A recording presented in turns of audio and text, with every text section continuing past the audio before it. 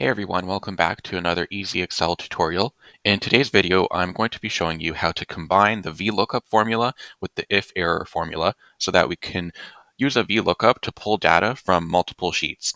So let's get right into it. I have some data here, essentially a list of names of passengers that were on board the Titanic, and I want to use a VLOOKUP to look up their age. Problem is the data for the males is stored in one tab over here, and the data for the females is stored in another tab over here. So how can we use a VLOOKUP to pull the data from both tabs? And the way to do it is to combine it with an if-error formula. So I'll show you very quickly. We're just going to do a quick VLOOKUP first. We're going to look up our name, comma. Let's go into our male table, select the columns that we would like to look up in this case, column C to E.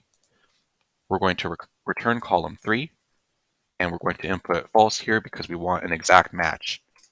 Hit enter, drop the formula down, and you can see that it's pulling the age for all of the males, but for all of the females, Mrs. James here, Ellen Needs, we're getting an error message. So in order to update our formula so that we can also pull the data from the female tab, we're going to update and wrap it in an if error statement. So to do that, let's just go here and type if error.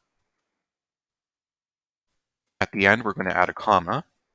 And just to show you how the if error formula works, I'm just going to type an error message here. Error not found. And we'll just drop that down so it applies to all of our cells. So now we've gotten rid of the error message and replaced it with a custom error message, error not found. So that's just how the VLOOKUP formula combined with if error works. If the VLOOKUP is not able to find anything, then it will return the error message that you input here.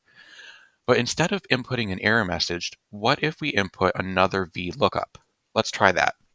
So we'll do a VLOOKUP, and we're going to again look up the name. But this time we're going to go into our female tab, column C, D, and E, comma 3, so we return the third column, which has the age, false, and close bracket. Let's drop down our formula, and there you have it. Because we combined the VLOOKUP formula with the if-error formula, the VLOOKUP is now pulling the data from both the male tab and the female tab. So we can scroll through here to see that it's working as expected. So I hope you enjoyed this video. If you did, like and subscribe, and I'll be back with more easy Excel tutorials.